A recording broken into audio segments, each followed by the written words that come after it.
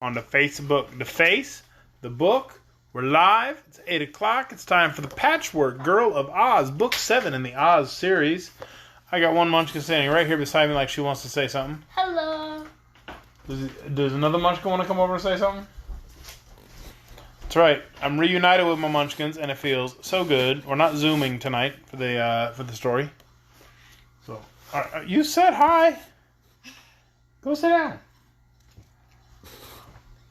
Hey, you're whispering. That's terrible video. What do you need to say? You can say it to the camera. You can sit down. I just wanted to act like the video just paused. He wants to act like the video's frozen, but I'm not doing that right now. Because I'm talking to you people. I'm going to read chapter... Do you need to go to bed? See, hold on. I got a parent for a moment. You just going to kick stuff when you don't get your way? Is that what you did? Do you need to go to bed? Knock it off. Tonight we're going to read chapter 9 of the Patchwork Girl of Oz. Tonight's chapter is called They Meet the Woozy. There seem to be very few houses around here after all, remarked Ojo after they'd walked for a time in silence. Okay. Scraps his voice. Oh my goodness. I'm sorry. We are not looking for houses, but rather the road of yellow bricks. If I can't get... Don't be worried, Master Bruce. Never mind, said Scraps. We are not looking for houses, but rather the road of yellow bricks. Won't it be funny to run across something yellow in this dismal blue country? There are worse colors than yellow in this country, asserted the glass cat in a spiteful tone. Oh, do you mean all the pink pebbles you call your brains and your red heart and green eyes? Asked the Patchwork Girl. No, I mean you, if you must know it, growled the cat. You're jealous, laughed Scraps. You give your whiskers for a lovely variegated complexion like mine. I wouldn't, retorted the cat. I've the clearest complexion in the world, and I don't employ a beauty doctor either.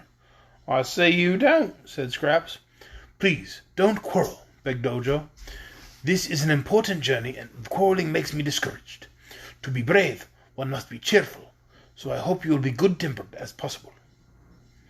They had traveled some distance when suddenly they found a high fence which barred any further progress straight ahead. It ran directly across the road and enclosed a small forest of tall trees set close together. When the group of adventurers peered through the bars of the fence, they thought this forest looked more gloomy and forbidding than any they had ever seen before. They soon discovered that the path they had been following made a new bend and passed around the enclosure. But what made Ojo stop and look thoughtful was a sign painted on the fence which read, Beware of the Woozy. That means, he said, that there's a Woozy inside that fence, and the Woozy must be a dangerous animal, or they wouldn't tell people to beware of it. Well, let's keep out then, replied Scraps. That path is outside the fence, and Mr. Woozy may have all his little forest to himself for all we care. But one of our errands is to find a Woozy, Ojo explained. The magician wants me to get 3 hairs from the end of a Woozy's tail. Let's go. What's the matter? My son is trying to steal my water. Arthur, if you need to go to bed, you know where it is. Or you can learn to get along with everyone. It's up to you. See, I keep having to pause tonight to parent, and I'm sorry, everyone, but my son's kind of being a brat, and I'm going to deal with it. This is your last warning. The next time you cause trouble, you go to bed. Understood? Yeah. Thank you.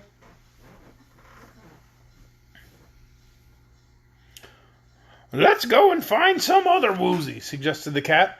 This one is ugly and dangerous, or they wouldn't cage him up. Maybe we shall find another that is tame and gentle. Perhaps there isn't any other at all, answered Ojo. The sign doesn't say beware a Woozy.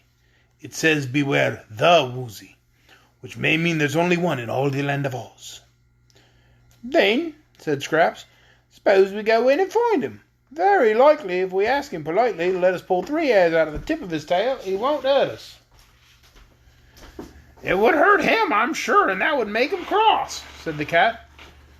You needn't worry, Bungle, remarked the Patchwork Girl, for if there is any... Arthur, Good night. Go to bed. I told you. You chose to continue causing problems, right? Slam your door and you'll lose it. Told that kid before he slams his door at me again, I'm taking it off his hinges. He won't have a door.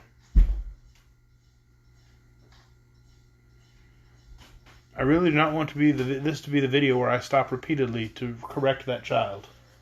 But it's about to be. You needn't worry, Bungle, remarked the Patchwork Girl. For if there's any danger, you can climb a tree. Ojo and I are not afraid, are we, Ojo? I am a little, the boy admitted. But this danger must be faced if we intend to save poor Unc Nunky. How shall we go over the fence? Climb, answered Scraps, and at once she began climbing up the rows of bars. Ojo followed and found it more easy than he'd expected. When they got to the top of the fence, they began to get down on the other side and soon were in the forest. The glass cat, being small, crept between the lower bars and joined them. Here there was no path of any sort, so they entered the woods, the boy leading the way, and wandered through the trees until they were nearly in the center of the forest. They now came upon a clear space in which stood a rocky cave. So far they had met no living creature, but when Ojo saw the cave, he knew it must be the den of the Woozy.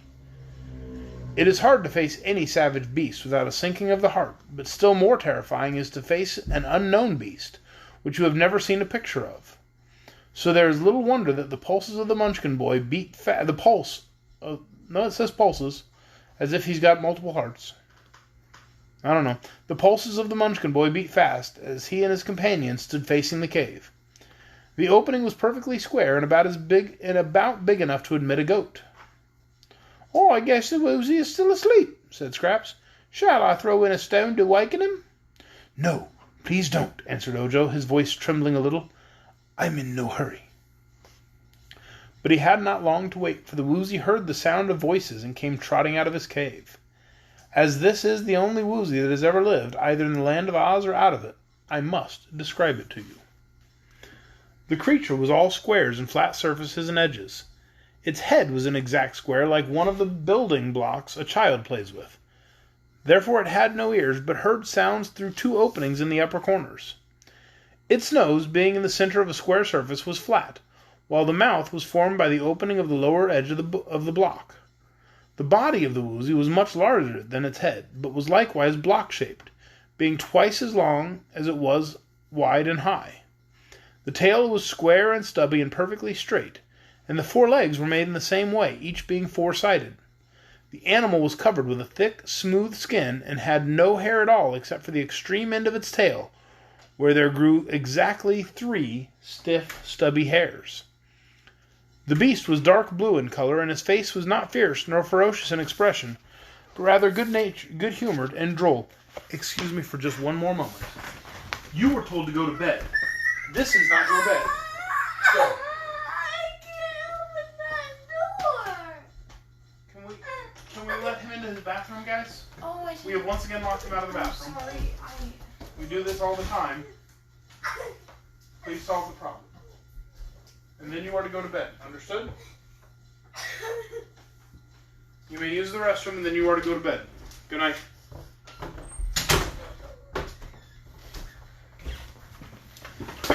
Sorry, this is becoming a bit of an uncommon video. I really hate when I have to stop and correct him, but he's really being a bit of a brat tonight.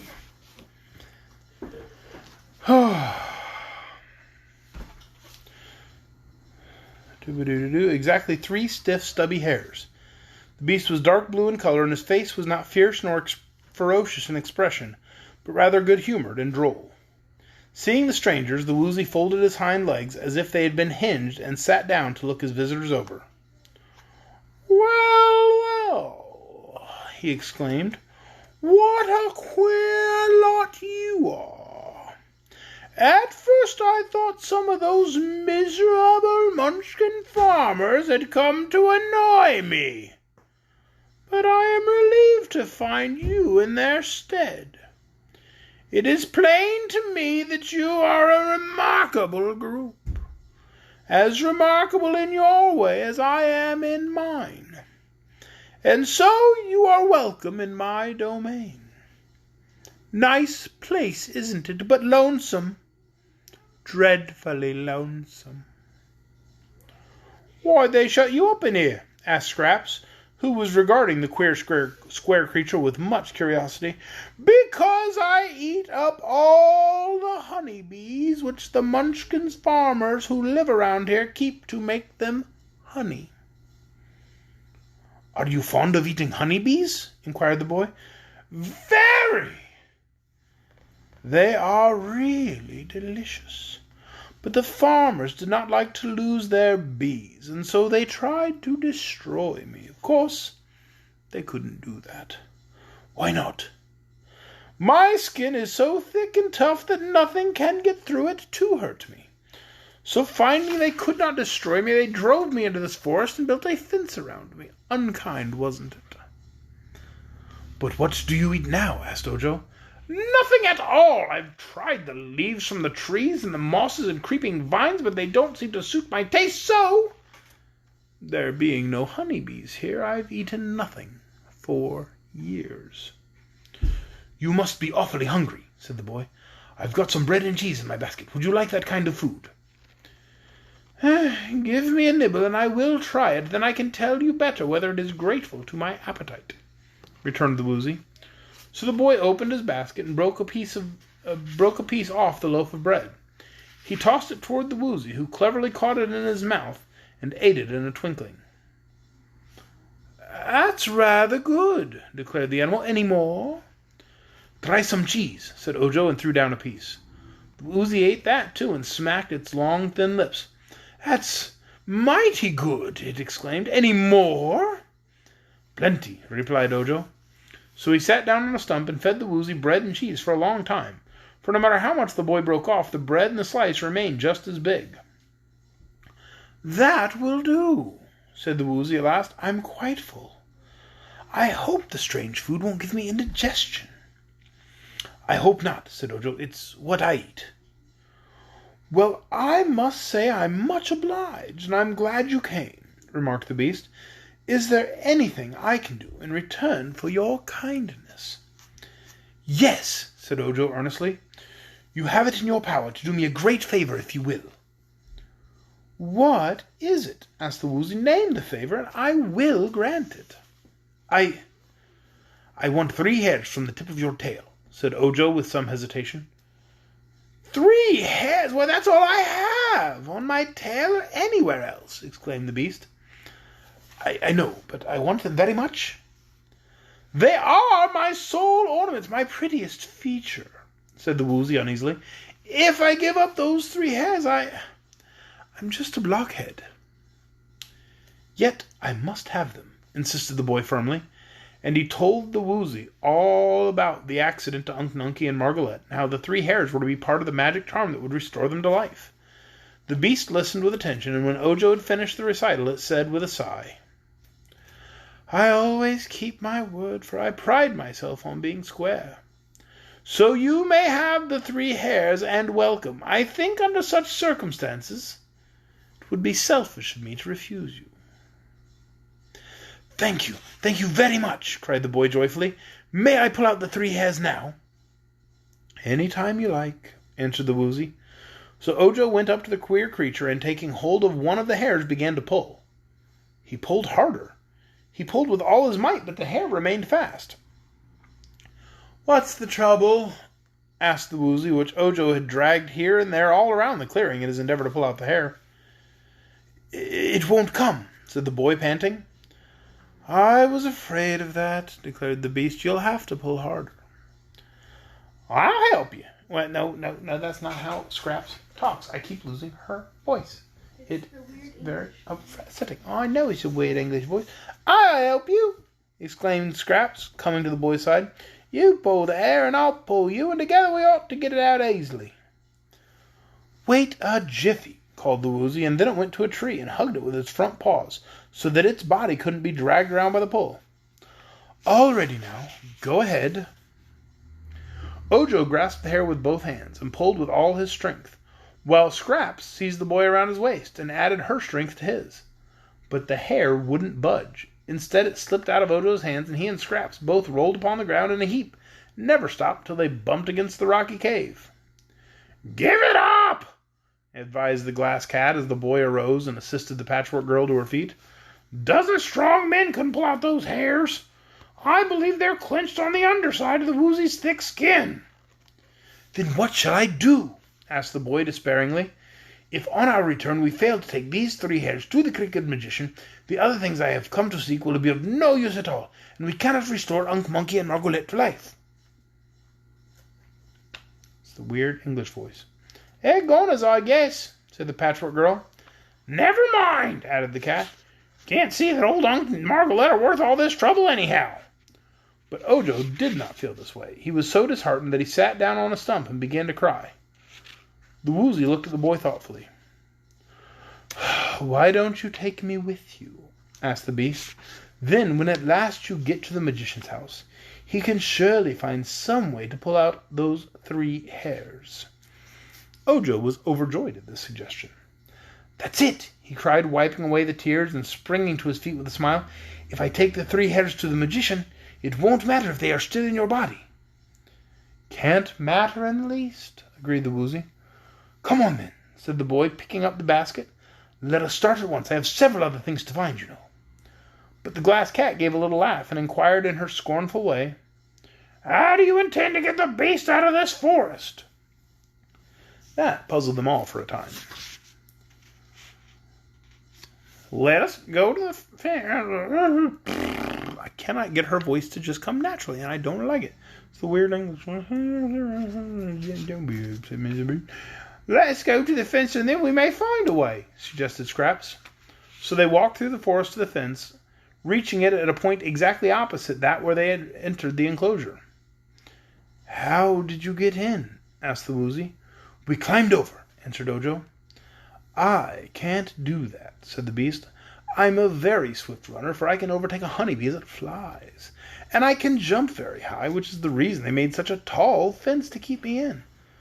But I can't climb at all, and I'm too big to squeeze between the bars of the fence." Ojo tried to think what to do. "Can you dig?" he asked. "No," answered the Woozy, "for I have no claws. My feet are quite flat in the bottom of them. Nor can I gnaw away the boards. I have no teeth." "You're not such a terrible creature after all," remarked Scraps. "You haven't heard me growl, or you wouldn't say that," declared the Woozy. "When I growl, the sound echoes like thunder all through the valleys and woodlands, and children tremble with fear, and women cover their heads with their aprons, and big men run and hide. I suppose there is nothing in the world so terrible to listen to as the growl of a Woozy." "Please do not growl, then," begged Ojo earnestly. "There is no danger of my growling, for I am not angry. Only when angry do I utter my fearful, ear-splitting, soul-shuddering growl. Also, when I am angry, my eyes flash fire, whether I growl or not." "Real fire?" asked Ojo. "Of course real fire. Do you suppose they'd flash imitation fire?" inquired the Woozy in an injured tone. Imitation fire? "In that case, I've solved the riddle," cried Scraps, dancing with glee. "Those fence boards are made of wood, and if the Woozy stands close to the fence, let his eyes flash fire, they might set fire to the fence and burn it up. Then he could walk away with his easily being free." "I have never thought of that plan, or I would have been free long ago," said the Woozy. "But I cannot flash fire from my eyes unless I am very angry." "Can't you get angry about something, please?" asked Ojo. "I'll try. You just say Crizzle Crew to me." "Will that make you angry?" inquired the boy. "Terribly angry." "What's it mean?" asked Scraps. "I don't know, and that's what makes me so angry," replied the Woozy. He then stood close to the fence with his head near one of the boards, and Scraps called out, "Crizzle Crew!" Then Ojo said, "Crizzle Crew," and the glass cat said, "Crizzle Crew!" The Woozy began to tremble with anger, and small sparks darted from his eyes. Seeing this, they all cried, "Crizzle Crew!" together, and that made the beast's eyes flash fire so fiercely that the fence board caught the sparks and began to smoke. Then it burst into flame, and the Woozy stepped back and said triumphantly, "Aha! That did the business all right. It was a happy thought for you all to yell together, for that made me as angry as I've ever been. Fine sparks, weren't they?" "Regular fire," What's it mean? Regular fireworks, replied Scraps admiringly. In a few moments the board had burned to a distance of several feet, leaving an opening big enough for all of them to pass through. Ojo broke some branches from a tree and with them whipped the fire until it was extinguished. We don't want to burn the whole fence down, said he, for the flames would attract the attention of the Munchkin farmers, who would then come and capture the Woozy again. I guess they'll be rather surprised when they find he's escaped. So they will, declared the Woozy, chuckling gleefully. When they find I'm gone, the farmers will be badly scared, for they'll expect me to eat up their honeybees as I did before. That reminds me, said the boy, you must promise not to eat honeybees while you are in our company. None at all.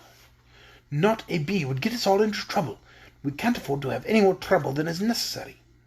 I'll feed you all the bread and cheese you want, and that must satisfy you. All right, I promise, said the Woozy cheerfully. And when I promise anything, you can depend on it, 'cause I'm square. I don't see what difference that makes, observed the Patchwork Girl as they found a path and continued their journey. Shape doesn't make a thing honest, does it? Of course it does, returned the Woozy very decidedly. No one could trust that crooked magician, for instance, just because he is crooked, but a square Woozy couldn't do anything crooked if he wanted to. Well, I'm neither square nor crooked, said Scraps, looking down at her plump body. No, you're round, so you're liable to do anything, asserted the Woozy. Do not blame me, Miss Gorgeous, if I regard you with suspicion. Many a satin ribbon has a cotton back. Scraps didn't understand this, but she had an uneasy misgiving that she had a cotton back herself. It would settle down at times and make her squat and dumpy, and then she had to roll herself in the road till her body stretched out again. And that is the end of chapter 9. Oh, there's a picture of the Woozy at the end with his fire shooting out of his eyes. So that is apparently what the Woozy looks like. That is horrifying. A little bit. I always thought the Woozy looked like a rainbow-colored lion. I thought it would be like a lion, but square. Well, they've all got different ideas of what the Woozy was supposed to look like. He looked kind of like a square donkey. Tomorrow night, 8 o'clock, Facebook, not quite live, because we're going to have to record it early. Chapter 10. And Chapter 10 has an exciting title because it's going to introduce one of our friends. Chapter 10 is called Shaggy Man to the Rescue. So tomorrow night I get to talk like this a whole bunch. And that's exciting. And then we'll see if I can't merge into this voice here and talk like Patchwork Girl sometimes because her voice is very difficult for me. Yeah. I do hope tomorrow night when I'm recording I don't have quite the same problems. I don't appreciate having to do that, so sorry for that, everybody. But tomorrow night, 8 o'clock, Facebook. I'll see you then. Good night.